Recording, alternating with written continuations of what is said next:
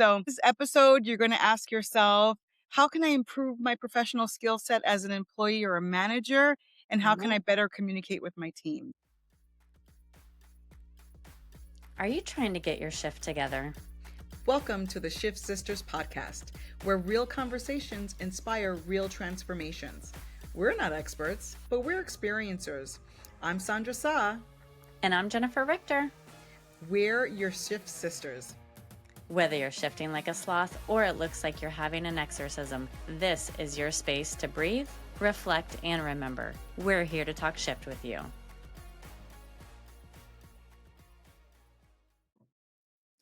Welcome, Shifties, to another episode of the Shift Sisters podcast. And we are continuing our career shifts series. And today we're going to talk about some shift tools that you can use while you're in your career shift, if you're making any shifts. Okay. And I also wanted to make some space to share how the work that I've done with you, Jennifer, on the podcast, even in our Bound to Shift book chat, have Uh-huh. really supported me in my career and Yeah. how I relate to others, and also just kind of figuring out what matters, as we've said in the past. So Yeah.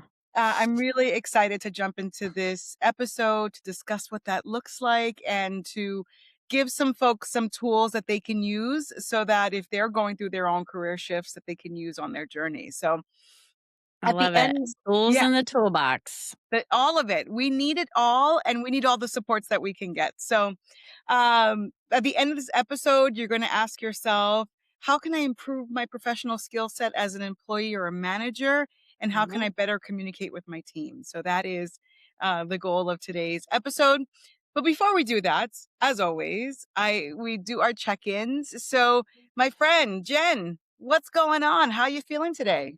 Girl, I am feeling like that just calm, steady navigation. There is Mm, like, I feel like I'm in the middle of the ocean and I see all these huge waves and things around me and all these boats just, capsizing and everything around me. And I feel this need and comfort in just calming the storm within and yeah. just kind of watching. But Mhm. I have this trust and this knowing that it is going to pass and it is going to be fine. So that's what I have. That is awesome. No Well, shipwreck over here. good, good, because my energy is one of those boats on the in the water Uh-huh. right now, where my Uh-huh. energy is um a little all over the place, and I don't know, maybe even giddy. And giddy is a Hmm, good word because it's a positive thing, it's not like okay. um it's like, a little bit of like excitement of it, and as I said, like anticipatory energy. So Mm, I'm dealing with that, and of course, it doesn't help me to focus because I have all this like energy that's going around. So I'm trying to channel some of that into that steady calm that you have right now, and find my North Star. So that is where I am today, but it's in all of that, it is positive. So I'd rather be in this positive state than like I'm anticipating gloom and doom. It's not there. sure. So that's Well, I definitely have supports for that today. oh, I want to hear all about it. So where would you like to start? Well, let's start with the scents that Okay. shift us. And I have basil. Okay. And, people will probably be like, "Oh, I don't wanna smell like a pizza." But who doesn't love pizza, first of all? Let's get real. Word. And this is the oil of renewal, and it really helps with overwhelm and calm and to do that emotional regulation. And if you think about it, during the career shifts and boundary setting and energy audits and all those things that we're gonna have to do when we're in this stage of a career shift, it results to like emotional overload and burnout and just your energy is low at work and you're irritable and you're dreading the meetings and all of that stuff. And it's like you still have to get through it. You still Mhm. have to get a paycheck and finish and show up to do your job. So it really helps you to get organized with your thoughts and your emotions from that. So if you're experiencing the mental overload, too many decisions, pressure to perform, or like you said, feeling scattered, basil oil is your jam. I just put it on my wrist, but if you don't want to smell like a pizza, put it on the bottom of your feet before you put your shoes on. Got So it. it's still going to absorb into your skin and do all the same thing. But I like the way it smells. Plus, you could put something like lavender or something flowery to go with it. Yeah. And you could diffuse it, like, Oh, would yeah, you you could diffuse it? diffuse it, any of that stuff. I cook with it. So, I love that. I love watching you with all of your, you have all your oils in your kitchen and you use them in I your do. concoctions. I think I do. it's just a thing that I haven't tapped into, and I feel like I need to. Baby steps, just start by putting it on you. Okay. I'm so excited about my sip, I have to share this. Okay, so I'm gonna pour some more so you can see it. Woo! Is that called ASMR? Woo! Yes. Anyways, I'm so excited about this because you have inspired me with this beet business Yes. because I got crazy one day and did a little too much over mineralizing.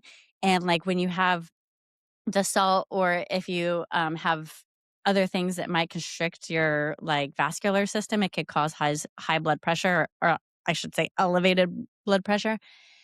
And you've said a million times the beet helps with, would you say it was I Oxide, can't yeah. say it. Yeah, nitric oxide. Okay, nitric oxide. Okay. Which I still don't understand what that means and I have to look it up. But basically, what I took that as is it helps to balance and counteract the elevated blood pressure. And I did do like the beet sip that you made before, where it Mhm. was like with the seltzer and the lime. And it was great. And you're right. It's in that matcha family where it's earthy and got the dirt grit taste to it. But I didn't mind it at all. But I was like, I want something warm and cozy today. And so I didn't even think about it. But like, remember how I was saying, like, I'm not the shipwreck? I was thinking too, like, the beat in this is like my anchor. So Yeah. I didn't even put two and two together. But I'm calling it the root awakening, right? Instead of the root awakening. Okay. And it's bold and earthy. And it won't let you get stuck in your old ways because of the beet. I didn't realize that beets also had emotional ties to things, but it helps, yes, with energetically for people that want to like get more rooted and not feel so flighty in different things and give you that emotional endurance to get through things and to have that vulnerable open heart. So what I did is I took the beet powder. It was Yes. just a teaspoon of it, but then I mixed it with like cinnamon powder, cardamom powder, or spice, you know what I mean, not a powder. um, I did a couple drops of the doTERRA vanilla essential oil in there. I did some coconut sugar, but then that whole pack of the ginger from Trader Joe's, the dried ginger packet. So I did that. And then almond milk, and I steamed it. So basically, kind of like a golden milk latte, but without the turmeric, you're swapping out the beet. Mhm. So freaking good. It's Yes. so good. Yes, Mm. yes, yes, yes. I have done, a beetroot, latte as well with, like, maple syrup, but people you would So never put good. those 2 together, right? Never. I would honestly have never Never. concocted it or thought to even try it if it wasn't Yes. for you.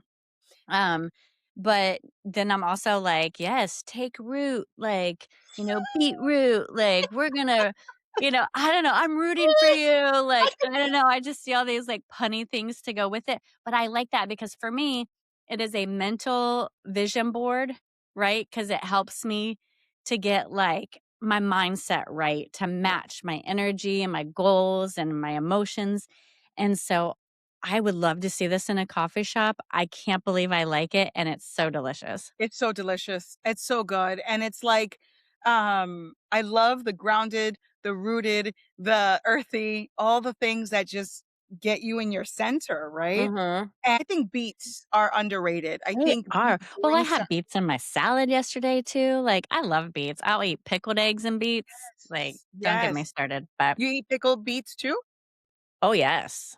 Love pickled beets. Girl, love them. Well, So let's get into topic at hand and some of the tools of shifting, some of the shift activations that we've done in the past, just some of the content that we've had in the past that really related to maybe elements around your family or elements around friends, but this can all relate to everything, and that includes your career or work that you do. And as I mentioned, I have been in my workspace, and I'm recognizing with the work that you and I have done, Jen, and the shift activations, that I've made some changes, right? And Mhm. some of them, I look back and I said, this wouldn't have happened if we didn't do this work together. So, Yep. really proud about that and excited about that because I really hope that others that are listening can also incorporate in their lives as well. Yeah, I mean, how many times in a week do we call each other and we're like, dang, because you have to take your own advice. You can't be like telling Right. someone to take a personal, emotional energy audit and then not do it yourself. And then you do it. And then you're like, oh God, I need a loan. Ah, yes, I am broke. Yeah, you're like, "Oh, shit, I just did my energy auditing and my account is like 300 in the negative." But 100%. yeah, but this is what helps us, right? And then we're working together going, "Okay, this stuff that we're sharing is what we would literally share with each other and our own friends, and we have to do the work just the same, and we're shifting right along with everybody." And it, I feel like, is making me feel proud because it's guiding me to the person more every step and every choice to the person I really do want to be and I feel proud to be, and it gives me the strength with the boundaries and the resources and tools. So I'm so grateful, like even if one person gets the same benefit that we do, I'm so grateful. Absolutely. And as we've said always, we're not experts, we're experiencers. So the things that we share and the It's real conversations that life. we had are our real lives. And also it's something that we're working through. So Uh-huh. our goal is not to preach, our goal is to work and to do it as well and to, share our stories as inspiration or to guide in the different ways. So From I as shit well. show to shift show. It's our new t-shirt, our new slogan. So one of the episodes that we've done in the past in terms of just supporting yourself was our Protect Your Peace Yeah. series, right? And we talked a lot about, elements of coming together with family and friends or those really like such hard situations or awkward situations and some of the things that we needed to do to protect ourselves. Yep. And one of the things that you brought up, Jen, was the boundaries versus barriers, and I wanted you to just give a quick explanation for those who didn't listen to the episode, which I encourage you to go back and listen to this episode because it's chock full of information. Yeah. But give us the difference between what a boundary is and a barrier. Yeah, it's real simple. A barrier is having a brick wall up instead of a front door. Yes. And, no one can get over that brick wall unless they're training for Ninja Warriors or something. But you get to decide who you open that door to. Mhm. So your boundaries is that front door. You get to see who's there, look through the peephole. You get to determine if you want to open the door, if you want to invite them in. You are in control of that. But when you create a barrier, you don't even give yourself the option to interact or grow from other relationships because you just have your walls up. Yeah. So Yeah, and barriers can be a trauma response, it could be true. fear, it could be, I spoke about it before, like, I have this trigger of, "Don't tell me what to do," which Uh-huh. puts up an immediate wall, right? And Uh-huh. I don't hear the message, Yeah. even though, maybe it could have been shared differently or whatever the case, like, I don't hear the message. So, um I love this concept of the house because it really does put you in control. It's very clear. Uh-huh. You can't get through that brick wall, and Yeah. the door is, is like is your protection, right? That Yeah. is the boundary of what of who is allowed in your home. Yep. And when we talked about it in episode 10, we were talking about, the holidays and family members and circumstances that may have elicited like awkward conversation. And we could use the same concept in work circumstances because um our goal is never to be insubordinate. Our goal is never to be difficult, but there may be some lines that have to be drawn or Mhm. certain barriers. I'm sorry, borders, boundaries, all of it, girl. Borders, barriers, boundaries. It All of sounds like it. we're shopping in the UTC mall. All those, stores for those, teens. Borders, barriers, Right. boundaries. Girl, that's my energy today. But It's alright. We'll take your floating ship. there you go. But there's certain boundaries that need to be clear because once again, if you allow someone to cross that line over and over, then it becomes commonplace, and that's not something Mhm, you ever want.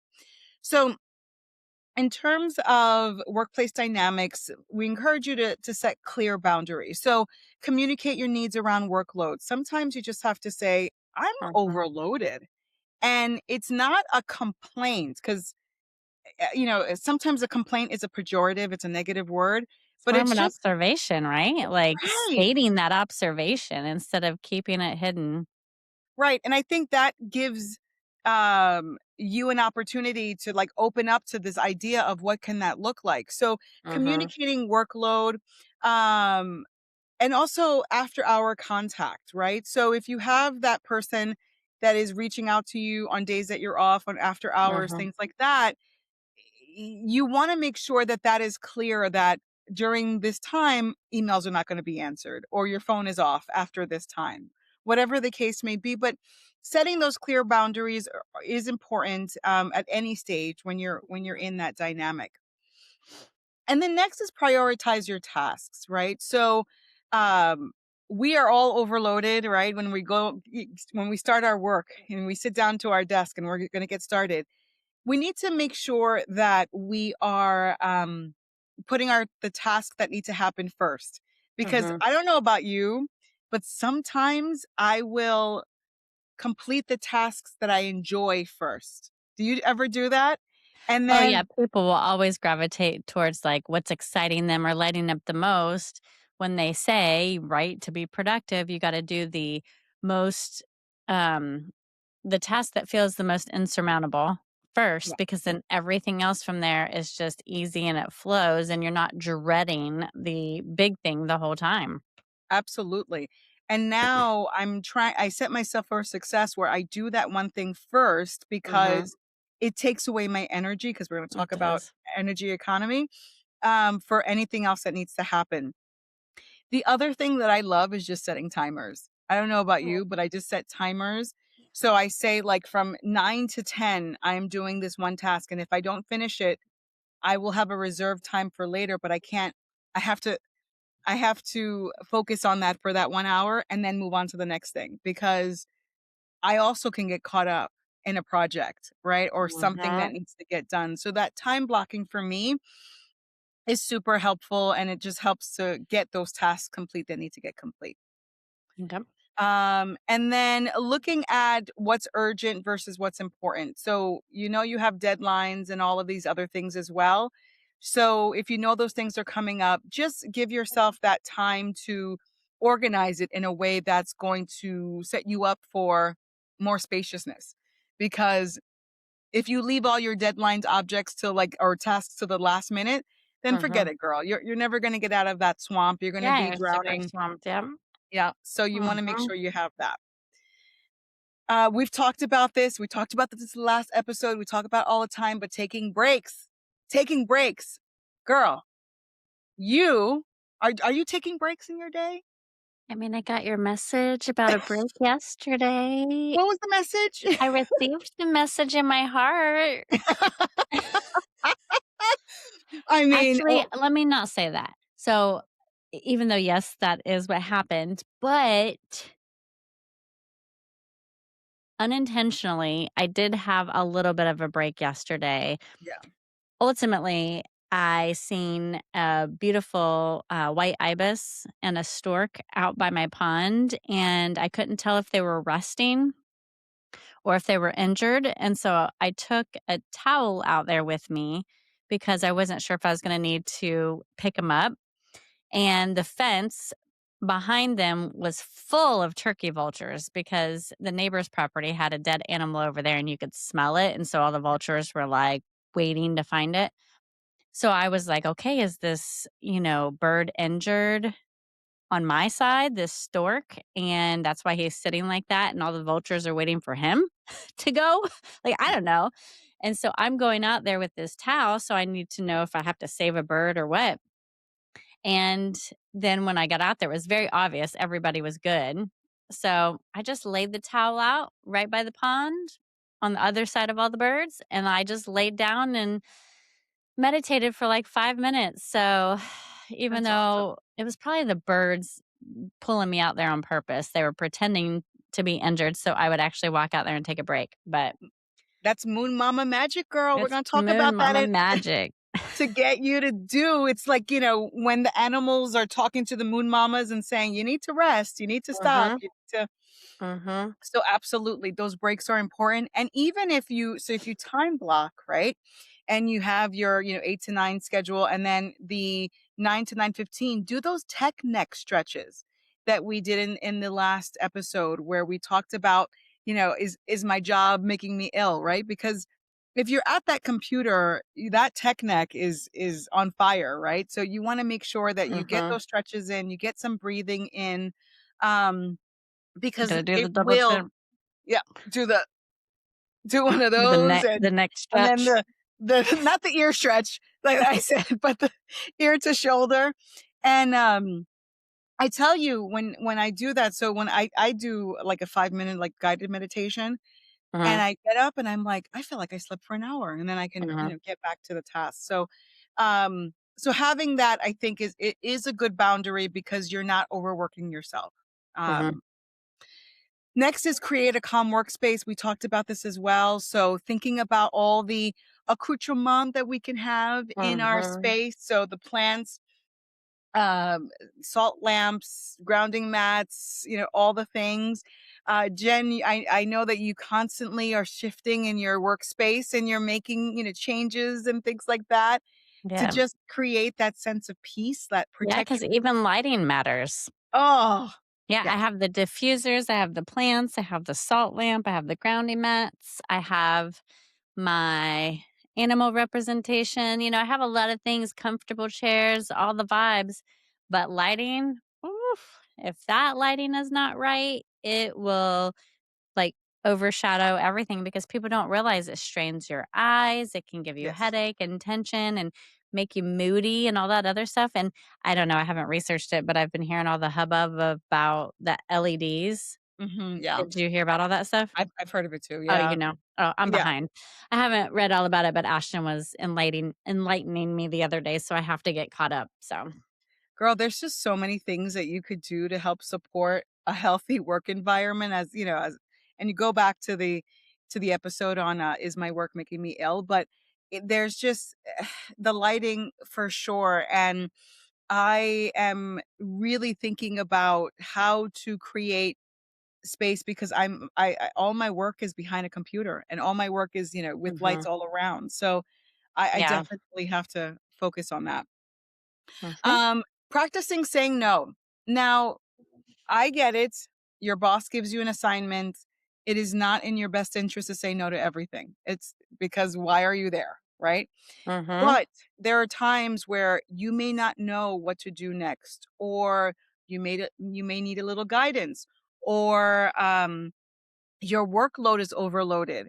And we need to be able to say, I appreciate that you're entrusting me with this project, but I'm working on these different deadlines. Is there something you want me to realign? Or is there something that I can Mhm. ask someone else to help me with? Or something to that effect? Because frankly, if you just nose to the grind and go, go, go, sometimes it's not realized that Mhm. you are overworked or you need some support. So definitely, in those moments where you can, have a conversation as opposed to just, being that difficult, insubordinate, employee and saying, I'm never going to do anything. So, Well, that's the but thing too, like, if you are overworking yourself, you're not gonna produce the quality and the standard that you would correct. like to have to help you to shine and stand out as that strong asset. And even though you think you're becoming a strong asset because you're doing more and you're doing everything that's being asked of you, your quality that you're producing isn't standing out. And so at the end of the day, on that silent report card again, that they're telling of you in the background, if you're not producing the things that they're looking for, no matter how many times you said yes, Yep. it's going to affect you negatively. Absolutely. Absolutely. So definitely look at your load because we're going to talk about, the energy economy and determine, do I have this space, energy, creativity to handle this at this time? Hmm. So that's also important. And then finally, limit digital distractions. People are addicted to their phones. People are addicted to distractions. And I think that it's okay to take a break but I think it's something that needs to be nourishing. So it might mean taking a little walk. It might mean hydrating yourself. How many times? I mean, I'm so bad at this. And I'm just like, when did I take a sip of water last? It's like hours ago. And then at the end of the day, I'm feeling like crap because I'm overworked, stressed, and I'm dehydrated. So stop with the digital distractions and have those meaningful, intentional, purposeful breaks to help support your biological being. That Well, makes for me, my digital distraction is first of all, I don't want to hear absolutely any notification. Talk about a trigger that makes me wanna cut somebody, is yes. not only hearing my phone with a million notifications, but Yes. also hearing someone else's phone. Every time your Ring camera goes off Yep. or you get a text message and all that other stuff, I'm like, I will leave this situation because I cannot be around somebody that has a phone that is, like, nonstop. I don't want mine to be like that either. So, I don't have any of those notifications on, but I'm mindful if there's something really important that Yeah. I need to look at on my cameras or if I'm expecting Yes. someone to come and I need to have that notification, I might make the adjustment or I'm just going to be more mindful to look during that time. Um but I have different settings, do not disturb and work and all of these different things. And I have open communication with my children and husband because that's really all that matters in those emergency situations. Yeah. But I Yeah. say, like, I'm going in to do X, Y, and Z. My phone is on do not disturb, or my phone is on work mode, which means nobody can get through.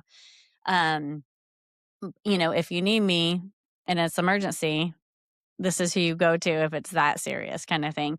Because I have to set those clear boundaries of my timing and who has access to me, or Yes. I literally will not get my stuff done and I can't be as productive. And I have a lot to do. I have multiple businesses, a farm, and a family to run. So I'm like, nope, I have to be very like protective and specific with my tech time because I'm not checking those apps of Facebook and Instagram. I mean, Adam was laughing at me the other day because I had to reinstall LinkedIn app on my phone just to like give him an answer for something, not because I wanted to use it, but it made me think, you know what? I should probably take off all the other social media Yeah. apps on my Yeah. phone and just give myself a time block during the day to check it on my computer because I was like, that's one less thing to pull my attention away. 100%. And I have a girlfriend who has this app that like blocks you, like you put in the parameters, Mhm. from so for those who truly, cannot Don't have get that the phone out their self-control. hand. Yeah. Mhm. You put on the parameters and it's only 1 hour of scrolling time or whatever it is, and I that see, kinda I'm all like, keeps "You you. don't tell me what to do. Mm-mm, don't you block me. I don't That's want to right. act like that." I'm like, I Nope. will tell myself when I'm getting on there or not, and I will be in discipline, but I don't want an app to tell me what I can and can't do. Girl, you know me so well. But yes. It was just so fascinating. I'm like, "You have an app that does that for you?" And then you start thinking about it because it's true. It's like how much time are you on there? And I think on, your iPhones, it will share with you like how long you've been scrolling and things like that. And when you look at that 5 hours, 7 hours, 8 hours, Oh, girl, you could like learn a whole new language. You could years ago, I mean, God, it was probably 13, 14 years ago. Adam and I once we used to watch like 1 to 2 hours of a night of a show. It could Mhm. be anything, right? Yeah, Lost or Dexter or whatever. And one day we said, you know what? We should make a list of all our shows and it would be kind of fun to like look at and just to see what kind of stuff we watch. And then when we started adding all this up, we said, "Oh my god, we could have both gotten another master's degree by now." Like, right, what are we doing? right, And so, yeah, it's the same thing now with the tech time, like 5 hours a day, and then you wanna complain and say you don't have time for a part-time job? Shut yeah. the front door. Get your butt online, learn a new skill, Yeah. level yourself up, stop wasting your time. I don't wanna hear about it. Mhm, It's mhm. ridiculous. Absolutely. And it's, think about all the space that's created when you eliminate that digital distraction.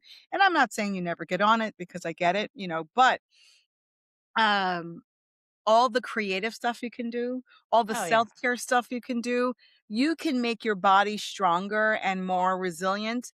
Like there's just so much. So um I just, I hear this. I hear this one boundary, and I think it's important to challenge. Like I challenge whoever's listening. Like look at your tech time, and then and even like you said, like TV watching time, Mhm. and think to yourself, if I had those hours back to me, what would I have done with that? So Yeah. Spend more time with your family or right, learn something new or do some type of healthcare for yourself. Like I right. was just thinking cuz we talk about the boundary being the front door and I'm all like shut the front door. And I'm like, yeah, shut the front door. Boundaries not barriers, mother beeper. Right. Look at it. Y'all remember that. We're coming this with aggression. That's how I am about these boundaries. I'm That's serious, it. man, because they have shifted my life in such a better way, and I Yeah. have found such comfort in a graceful way to deliver it, but it makes me just feel more proud of myself because then I am more intentional with my time. I'm getting more out of my own self, out of my relationships, out of my career because of it. So, I'm not Well, sad about it. I am not either. And I think I'm really encouraging everyone, go back to episode 10, listen to this episode because there's just so many wonderful wisdom nuggets that we talk about and share. And you can take all of those concepts and bring them to work. And you could do it in a professional way, you could do it in a supportive way, and really be successful for yourself and to help support the company. So that is one of the spaces I wanted to bring up and just remind everyone that they have this opportunity to start thinking about those boundaries. Another episode that was in our peace series or protect your peace series was the energy economy, right? Mhm. So thinking about what that is and how we can use that in a workplace setting. So Jen, can I ask you to just share a little bit about energy economy, what that looks like? You could either even name some of them if you'd like, but can you share a little bit about that? Yeah, I mean, your energy economy is no different than your bank account and all the categories you spend, right? Like, what am I spending on food, eating out in the grocery store? What am I spending on my essentials like mortgage or rent and utilities? And it equates to the same thing in our energy accounts, right? Social, physical, emotional, mental, all of these different accounts. And how are we spending? And like who's investing and putting money into those energy accounts and who has the pin number that it needs to be revoked so they can't take any more withdrawals. And sometimes it's not even about like hard yeses and nos. Sometimes it's a complete adjustment, Yeah. right? Like Mhm. you hear Dave Ramsey talk about like the snowball system where you're, paying off debt.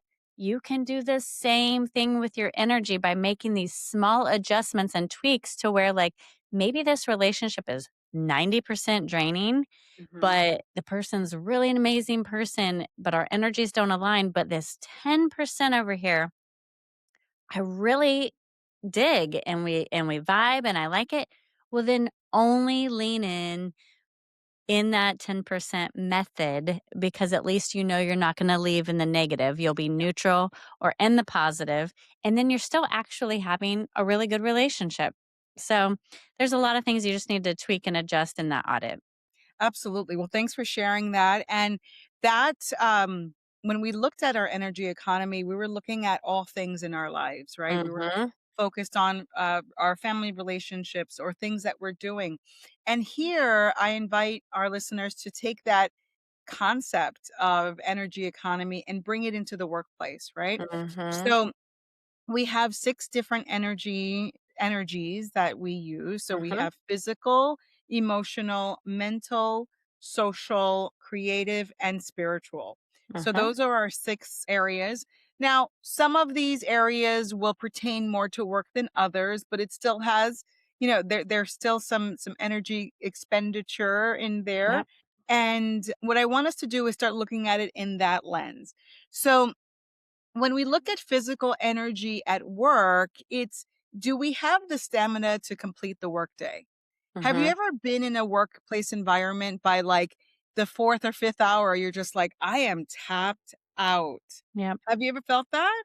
Oh, absolutely. I mean, you feel it in your joints and your body and Yes. like everything. And sometimes it's like an emotional thing that's led into a physical thing, but then sometimes it is just physically exerting Yeah. and you don't have anything left.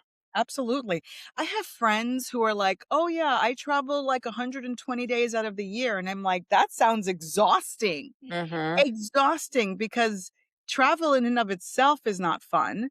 And Mhm. then you're working, and some people are really good at it and then they can manage it, and that is wonderful. But Mhm. my life, I'm just saying to myself, I couldn't do that. And Yeah. so it's looking at, what are the things that are physically draining me? It may be, multiple meetings. Like there are some times that I have back-to-back meetings and I just my brain is like it's like fried and I can't Mhm. look at another screen. So that's important to recognize how much of my energy economy is being taken away physically from my job. And that doesn't mean that you're like hauling lumber or, No, geez, I could sit all day long, yeah, and that takes a lot out of me because my body doesn't enjoy sitting no matter how comfortable my chair is. correct. Yes. So it's important to look at that. And when you think about your energy economy, you have a finite number in your Mhm. account. Yeah. This isn't like, you just replenish and replenish and replenish. You either are pulling from other energy sources or you're burning yourself out. Yeah. So that is something to look at, physically, how does it land in my body? How am I recovering? How much demand is it taking there? Now, emotional energy at work. Um, Jen, what is your thoughts about kind of emotions and work? Is that Well, that's something? the thing. I think for most people in most settings, they're gonna let emotions drive everything. Yes. But I think in a work setting, even with the most emotional person, they still have to stop for a second and realize that their emotions can't run the conversation because it will possibly get them into a bad situation. And I think it's even harder because it's the only time they ever probably have to pause to be Yeah. intentional about that. Yeah. And so they're only practicing that emotional balance in a professional setting at work instead of also trying to practice it in their personal life. And it can get messy. And that's where that thing that you were talking about, the drama in the workplace, Yeah. that's where that comes in because their emotions and their insecurities and all that other stuff are driving the bus instead of them really just staying focused to get on that elevator and go straight to the top. Uh-huh. Absolutely. And I often say like, um, sometimes, when I get riled up, I'm like, Sandra, keep the emotion out of it. Be Mhm. objective. Like, what do you see objectively without the tone or Mhm. without any of that, right? Like, what is the true problem? Because sometimes the emotion is out of ego, right? You feel Yes. hurt, or you feel like, "Oh, this was the wrong move and you didn't listen to my ideas," and it's not Mhm. personal.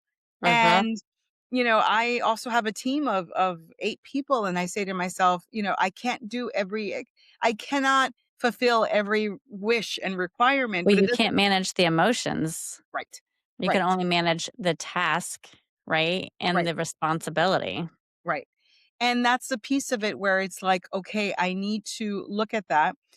In my professional history, right? I've been working, for over 30 years. I remember just circumstances where I wanted to cry at work. Mm, And, I would feel everything come up and I'm saying, this isn't appropriate. Like, what do I do? Like, how yeah. do I, and I'm like, blinking my eyes and trying to regulate myself. Mhm. And that's how certain people also express themselves. So literally this week I had someone apologize for crying in a meeting with me. Mhm. And I know that the person, cared about the project, and I just had to remind them that, you know, their work is important, but it doesn't define who they are. And I True. think that's where some of the shift work for me has come in, where I've said, listen, I'm here to help you too. Mhm. Or, let's talk about this. Like, are Mhm. the tears from this or are the tears from that? So, um, prior to that, I probably would have just been like, suck it up, buttercup. Like, Yeah. you have to move on. Like, I can't deal with all of this. But now it's like, there is a full person there.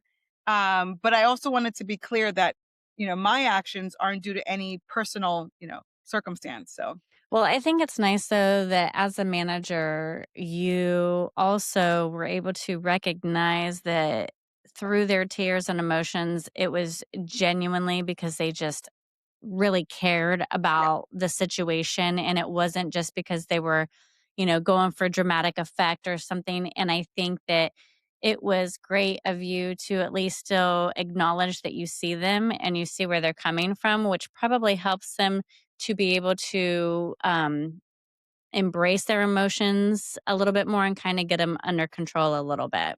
Yeah, and the touching part of that conversation was the person said to me, "You're giving me, guidance or support, but it's gonna transcend into, like, my personal life." Because I was giving Sure. them just, and I, Yeah. um and that's why I said, like, there have been so many times I'm like, the shift, this is, like, It all is. It it's affects us powerful." in every area of our lives. Yes, yes, for sure. Yep. So when it comes to the emotional energy at work, it could look like managing your stress, managing some of those emotional pieces that come up. It's feeling tense and drained by certain interactions. So, Mhm. you may have that really just negative person in the workplace. And when you talk to them, you feel like you've just been stripped of all joy. Mhm. And you have to recognize that because you might need to bulk up some of your, emotional energy reserve when you Yes. have to interact with that person. So, how are you Yep. filling your emotional energy cup if you know that those interactions are going to happen? Because you're not going to fire that person. They're not, they're going to be there. And it's figuring out, how can I best protect myself in that Mhm. protect your peace, that I can, really interact with this person. Yep. All right. So the next is mental energy. So work is Mhm. that's a lot, It's right? a heavy mental load, yeah. So it's problem solving, looking at things creatively. It's also decision making. Girl, I cannot tell you how many times when I'm done with work and someone asks me, "What's for dinner?" or I just like, I'm like, I can't. I can't. Well, I had to give my family in that aspect a little bit of grace because I've always done all of this stuff, but I'm also at a very different stage of my life and I am very empowering and everybody is capable. And I get it that food is love to people because you think about it, you're born, where does your food come from? Your mother. So Mhm. that equates to love and nurturing. And then you grow up and it's the same thing. That's why people have unique relationships with food. But same way. When I'm done for the day and I literally have just taken my first breath and, like, shut everything down or whatever, and they're asking me these questions, and I'm like, "Okay, take a deep breath for so you don't lose your shit." And then I'm like, "I don't know. What are you making for dinner? Yeah. Have you planned anything?" And then I'm like, "Stop being a sarcastic asshole, Jennifer, and just tell him you're not sure yet and you're gonna figure it out." But still, I'm like, "Don't ask me to make another decision." Yes, and that absolutely. Like, I just want to brain rot for a minute, and it's like the perfect time for a bath for me, or a perfect time to. Some type of transition activity. Yes, Mhm. yes. Like, I love audiobooks, and that's because I can't read because my eyes are strained, so Already just strained, yeah. closing your eyes and receiving, like, anything that allows me to receive. I Mhm. also often listen to, like, sound baths, like, you go to Spotify and listen to a sound bath, and you Yep. just like, you're in that space and you just allow it to be, so that mental energy piece is huge when it comes to workplace dynamics. You Mhm. may need to take a mental, like, 15-minute break sometimes, because I know when I start feeling overloaded and I'm just like, "Okay, I'm gonna make a bad decision because I'm not stopping." So, I that is can't important. tell you how many people, and I'm just blown away, but how many people that work for with Adam's company, it's not his company, but in his company, and, they have literally left specifically for mental health reasons, and they had not one thing intentionally lined up because they were so, like, literally so done on the verge of a mental breakdown that they had to quit their job for mental health reasons and not even worry about having anything lined up because it was so bad. Yeah, And it's like, that's way too frequent. yeah, yeah. Mhm, It is that piece is so important, and I think even more important is figuring out the signs for you, right? And mhm. I told you that I did that once, right? I Yeah, had a position for 8 years, and I was, on the senior team, and I just left. And yeah, I just knew that if I kept going on, I would disintegrate. yeah. And why didn't I stop it sooner? Why didn't I ask the questions, or or just say, like, I'm just feeling it right now, and I'm Because feeling. I feel like it's like boiling the frog. Yeah, You don't realize yeah. it's not a problem at first, right? And then it just kinda keeps growing and growing and growing, and you didn't realize that the temperature was getting turned up, and then all of a sudden you're being boiled and you're like, "I can't take it anymore." The other piece of it is I was so accepting. I accepted it, right? And Mhm, now when I start to feel that nudge, or I start to feel that, like, something, it's like, wait a second. I mhm, still can accept it. I could still move on and go on with mhm, life, but it's the same thing of putting something in my brain onto paper, or saying it mhm. out loud. And it's like, once something is out of my body. Then you can process it or manage Right. it. Yes, and I can, work towards a solution, but if I Yep, keep it inside, I'm like, "Okay, I'm just gonna keep on keeping on and push that over." So, this is a biggie. yep. Alright, so spiritual energy at work. So this is Mm, when does the job align? Um when you started off and you were in that hustle culture, that dog eat dog, yeah, and you were motivated, is that still your energy and spirit now? yeah. And that could really affect someone's just happiness. And you have to look at that, because that too is like, not to say that it should be all your life and your life's work, but if it doesn't align, then that's energy that you're pulling from other directions. Well, yeah, because then there's no drive. Then you literally feel like just a robot, right? Like, I, run a holistic hospitality business, and I do get really good ratings consistently, and people are, like, blown away that I use, non-toxic products and everything is so clean, but also my intention every time I'm cleaning this place, because I do clean it, like, very meticulously, is I am also cleaning the energy of the people that were there before, because the people that are coming, I'm already thinking about them stepping into the place and how I want it to be where they feel like they're the first person that ever stayed here. And that is a spiritual thing for me, Yeah. right? Because I am putting a lot of things that I would want for myself and how I want to care for people that I don't know in this manner.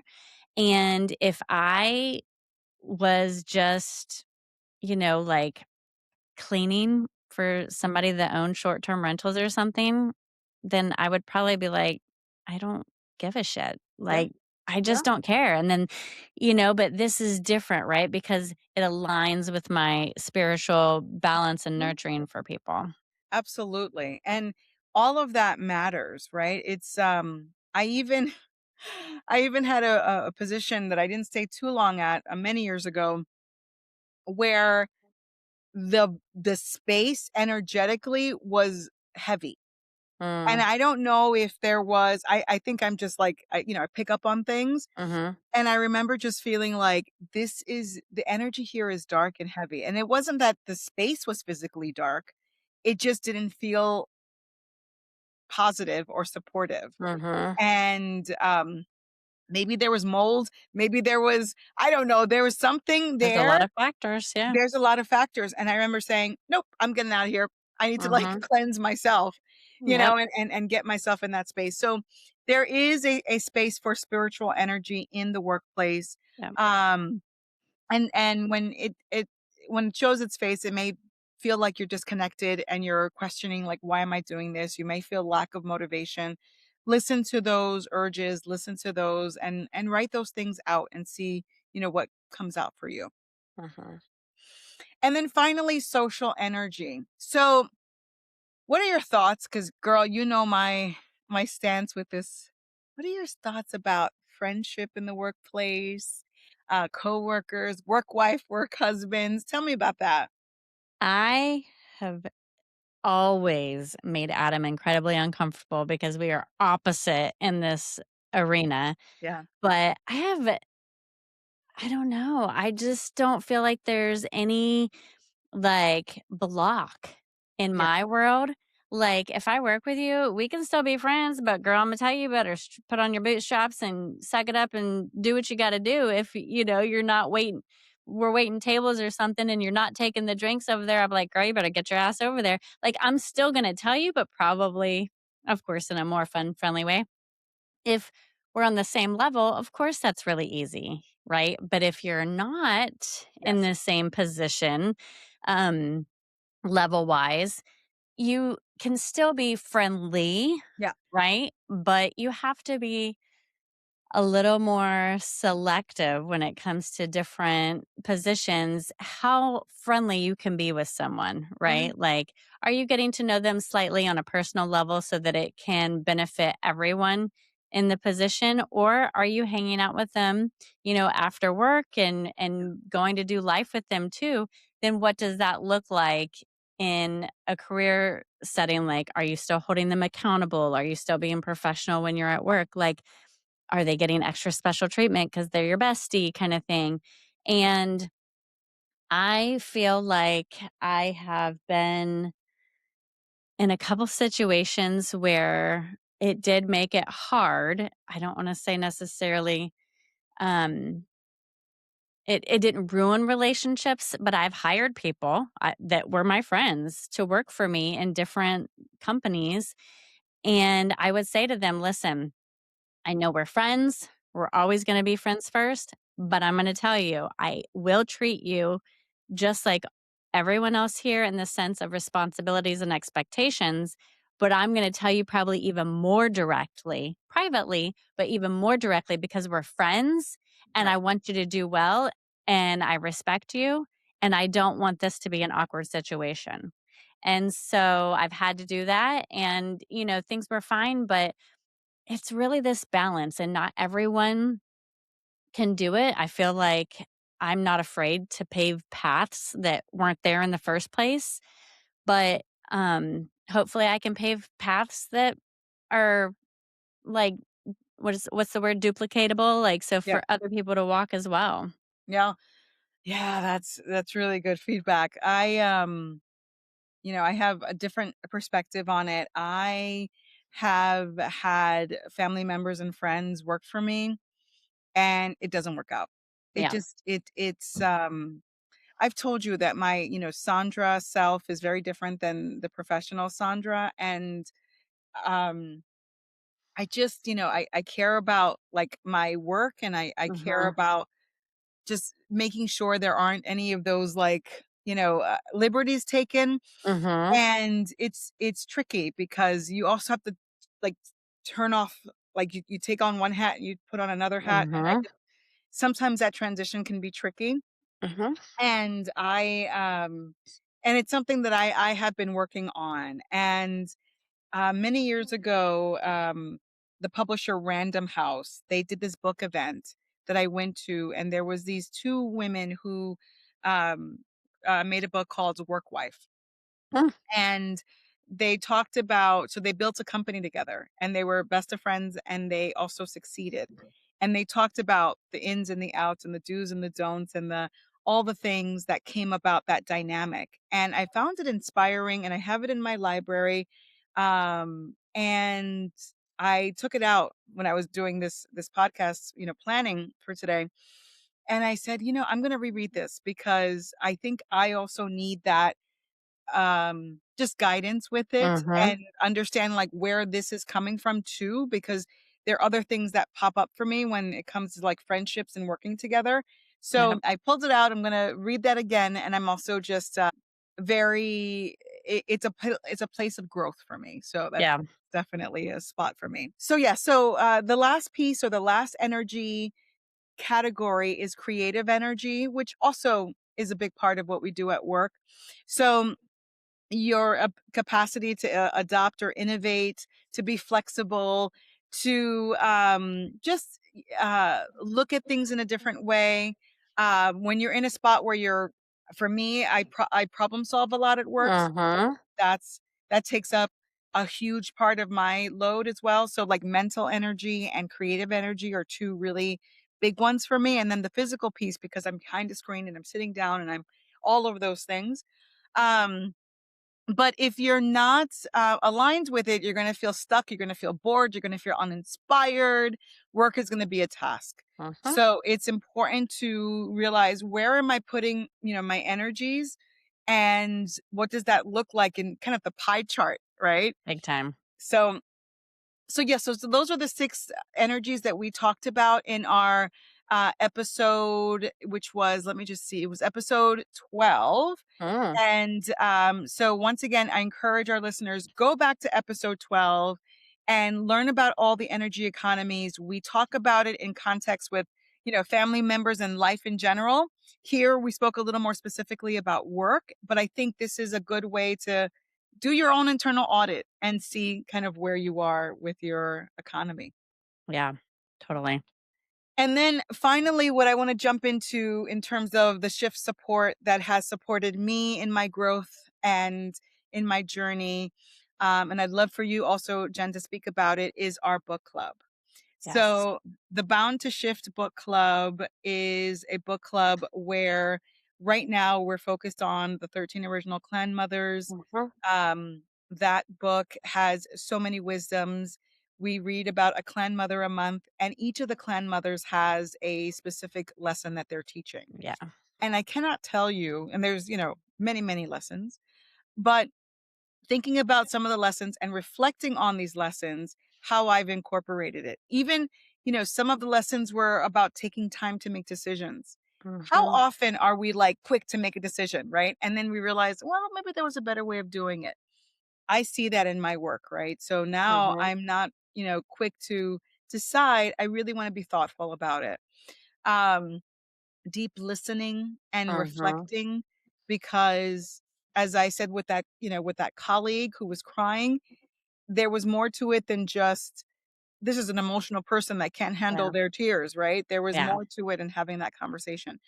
So Jen, I'd love for you to speak about the book club, and, how has that changed your perspective and career and the work that you do? Well, I mean, goodness, I'm like, there's so many lessons in this book, and which is why I'm glad that you only read one chapter a month, because there's a lot to absorb in the one chapter of lessons, and or as the medicine as they call it. And for work, I feel like it helps to give those tools in the toolbox, right? Those navigational beacons that you need, that when you read the chapter, you're like, well, I knew this a little bit about me, or I've seen myself do these things in a couple different areas of my life, but I didn't realize how beneficial they were. Yeah. So now when you read it, you're like, okay, I'm going to harness those skills within myself because clearly I've done it a time or two and it was effective. And I think it re inspires you to utilize those tools in the workplace that you might have not used a whole lot. Mhm. Hmm. Absolutely. Because I think, one of the things that I've taken away from the book as well is just stepping away from the ego. And that's, Hmm. once again, that can muddy a lot of waters. Oh, God, yes, big time, and it's helped me to look at, because I do, and I'll ask myself, like, ego aside, right? Mhm. Like, what do I really want out of this? Like, Right. at the end of the day from my heart, not about superficial things, and it has helped me to see, like, I mean, your ego can help drive you, I guess, a little bit, Yeah. but it just kinda gets in the way, Yeah. you Yeah. know what I mean? And it's like, tell that bitch just shut up is what it is, and then just lead from your heart and not what your ego is saying. Absolutely. It isn't a competition. It isn't a, Mm-mm. a need to be right. It's all, and you're working with people Mhm. who come with their, I don't want to say baggage, but just But they're giving their all too, so, right. like, appreciate what they are giving too. Absolutely. Mhm. So the book chats and coming together and just really diving into a lot of the lessons, I have seen some of the lessons being played out. I am working on, the connection with my team. Mhm. I also started a book club with my team and working in education. We were using, children's books and it showed me the importance of getting the team together as a community. So Yes. for me, I've just seen the blossoming of so Mhm. many different lessons in doing the shift work. I wanted to take this episode to highlight those things, to remind folks that they're available to you and to Mhm. use. So go into the Protect Your Peace series, go into, we have our YouTube page where we have all of our book chat conversations. Go there Mhm. and hear some of the important lessons that we are getting taught by these moon mothers, Yeah. and also just think about your energy economy. What are you spending your energy and your time on that maybe we can take back a bit? Or how do we replenish those 6 energy spaces so that you are prepared to address circumstances at work on a day-to-day basis? Yep. So those are a few things that I wanted to share. Now, of course, we have many more resources. Go onto our website, you'll see that we have resources there to share and toolkits. We also have just opportunities of book reading and things like that. So I have a few books that we're going to add to our list so that if you're interested in learning more and also doing more, we'd love for you to engage in that. And then for our shift activation for this particular episode is I am encouraging you to sit down, pen to paper, and to write out your energy economy. So think about your energy economy at work, make those 6 columns, and then just it could be, in list form, it could be in narrative form, but just talk about all the things that you feel like, where is your energy being skewed at work? And then where are some energies that are not even getting tapped back into because you're just so depleted? Yeah. So look at that and you may be surprised of what's coming on and maybe there's some tweaks that need to happen. So um Jen, any last words before we end? Yes, I was gonna tell you from the beginning. So when we did the vision book workshop, Yes. I created this document that has a ton of really, I mean, really good resources to like level yourself up in life, if it's career, whatever. And a ton of them are like free things, if not really low cost, because I'm always about the budget friendly stuff. So I can share that too. If anybody wants it, then they can just comment below that they want the shift up a gear resource list. And I'll share that because a lot of them have book recommendations, but it also has like all kinds of free trainings you can do online and everything and just kind of like advance yourself in your workspace. I love it. I love it. I love it. There's resources out there. We're hoping to Mhm. be one of those for you and to provide those for you as we're doing it as well and leveling ourselves up. Mhm. So, thank you again for joining us and having this wonderful conversation. And just know if you do the work, you'll see the progress. That's true. All right. Thanks, everyone. Take care. And that's it for today's shift. Thank you so much for sharing this space with us. If you're loving the conversation, become a shifty.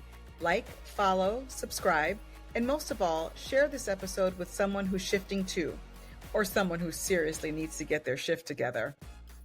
Do you have thoughts, questions, topic requests, or maybe you're feeling the nudge to collaborate? Visit us at shift.sisterpodcast.com. We'd love to hear from you. We're so grateful for your presence, your friendship, and your willingness to do the work with us. Because shift happens and we're not meant to do it alone. We'll meet you back here next time to breathe, reflect, and talk shift.